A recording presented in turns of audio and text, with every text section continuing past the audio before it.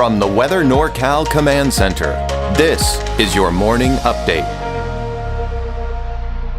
American Door Company has been family-owned and operated for over 29 years, supplying Northern California with quality garage doors, garage door openers, and installed with the best service you'd expect from a locally owned company. We serve all of Northern California from Willows all the way to the Oregon state line. Give us a call today.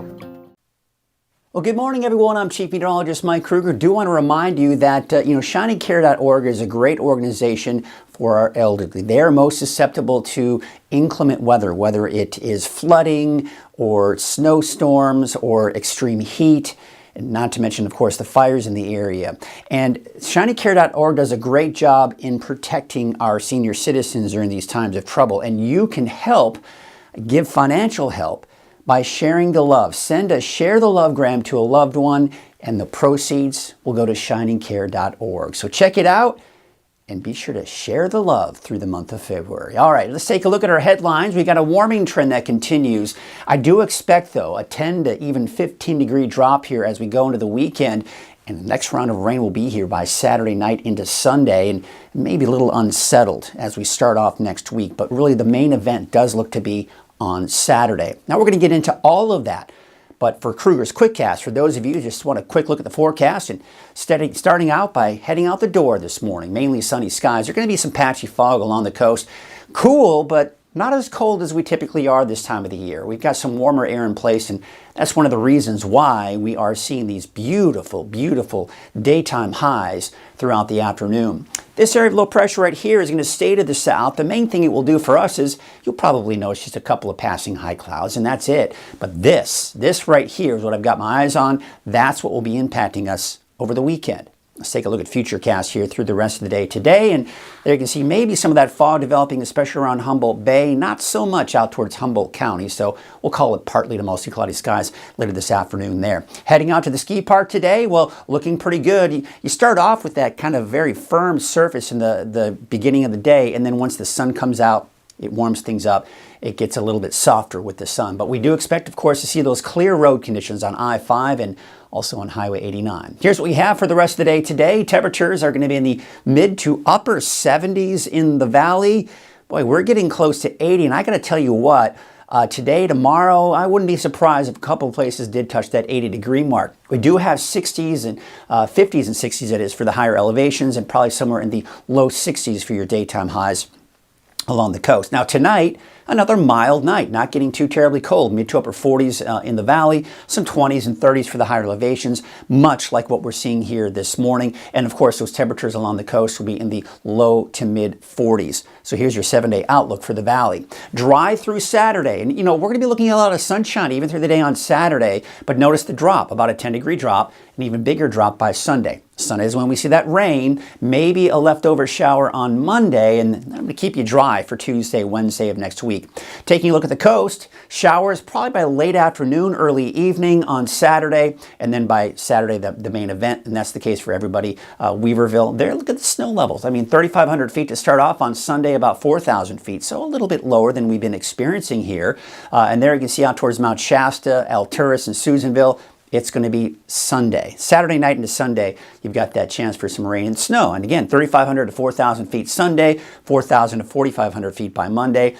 I've got a chance in there Wednesday, but boy, the long-range forecast models are having a hard time once we really do get past this weekend, quite honestly. But still that chance of some unsettled weather to start off early next week. All right, that's Krueger's Quickcast.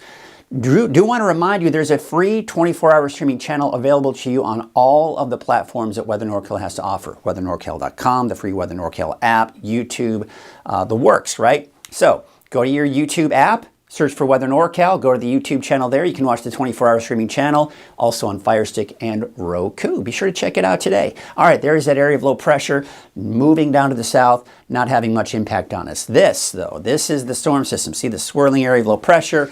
You've got the cold front here. It's wrapping up that colder air as well, and that's why the snow level should be a little bit lower with this one. So let's take you through at least the first half of the weekend here, and there you can see some of those low clouds and fog developing later this afternoon for parts of the north coast here, and you can see through the day on Friday kind of kind of moves back, but then maybe comes back in here late in the day on Friday. And you'll notice everyone's still looking at dry conditions. Now, Saturday morning looks like a little foggy for the coast, and throughout the day, there's the approaching storm system. That's noon on Saturday, and then by Saturday about 5 p.m. late in the day, you see some of those showers moving in. Then by Saturday night into Sunday, that all begins to move in, and everyone's got that rain in the forecast. So again, there's the area of low pressure here for today, diving down to the south, some high clouds possibly over the next couple of days. That's the storm system that's moving in. So the cold front is what we saw here for Saturday night into Sunday, but then the main area of low pressure pushes through, and that's when we start to see the rain and that higher elevation snow really begin to kick in. Now by Sunday afternoon into Monday, it's going to kind of start to move itself off to the east. Now, there still may be some leftover instability, a few showers, even for parts of the valley, maybe a snow flurry in the higher elevations on Monday, but Monday overall doesn't look to be all that impressive. And Tuesday looks like a bit of a drier pattern as well. Now, again, this is where the models really start to kind of diverge, because this model keeps us dry through all of next week, whereas the European forecast model takes this storm system, pushes it through just to our south, and possibly giving us some showers on Wednesday. But you see this one? It just kind of hovers here, and it eventually starts to push to the east over Southern California by the end of next week. So still a lot to watch here. This is looking at the long-range rainfall outlook. And you can see here, this is taking you just through Monday. So in the valley, I'm expecting the darker shades of green is about 1/4 of an inch. The blue here is where you get up to about 1/2 of an inch. And that's about where I think we're going to be, about 1/4 to 1/2 an inch.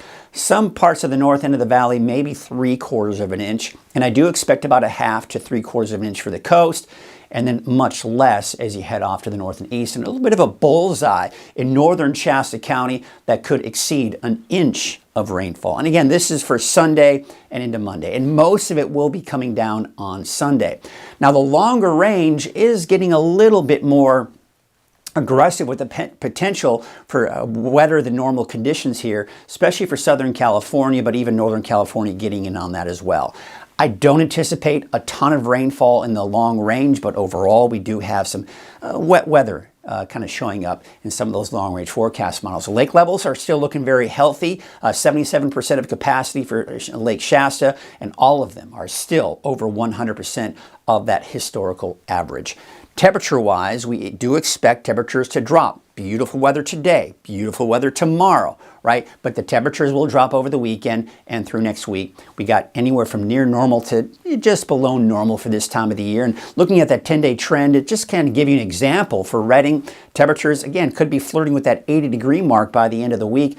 There's the 10-degree drop, and even bigger drop. So we're below normal really to start off the week, and then getting closer to the end of next week, a little bit closer to normal for this time of the year. So nothing unusual temperature-wise next week. It'll just be a lot cooler than it is now. You can see the wave heights for today are actually getting pretty high, but they will start to retreat throughout the day on Friday. There is a beach hazard statement through the day today, a risk for sneaker waves. What that is basically an unexpected rush of water or a wave that you just don't see coming, and it can sweep you under your feet. It can be a very dangerous situation. So just be aware of that. Keep a very close eye on the kiddos if you're going to be out on the beach here today on the north coast. All right, here's your marine forecast. North winds at about 5 to 10 knots with your waves from the west at 9 feet at 16 seconds.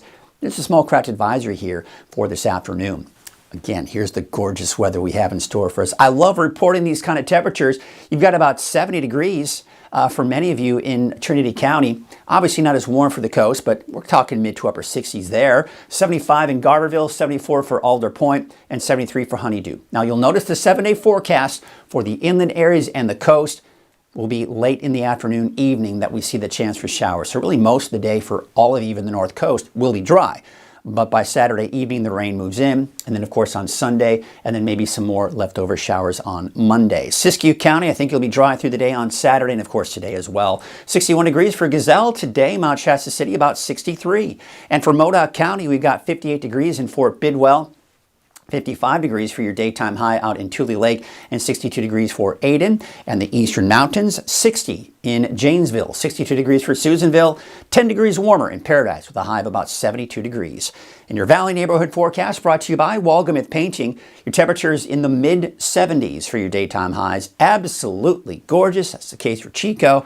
Mid-70s here through Friday. I do expect temperatures to drop 67 on Saturday, 57. So upper 50s here for Sunday through Wednesday.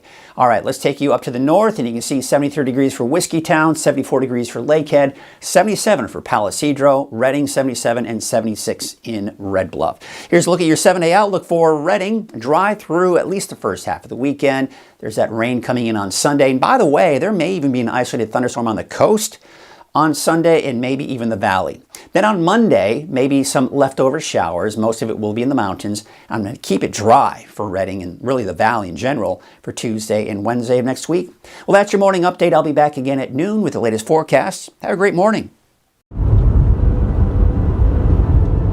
Caltrans is doing the best that they can with the amount of people and the amount of equipment they have, and they're out there trying to keep the roads safe and trying to keep everybody running, because if the roads shut down, truck drivers that are paid by the miles aren't making any money. So we want everybody to put chains on for the safety of themselves and the safety of the public. It's not worth it to drive without chains.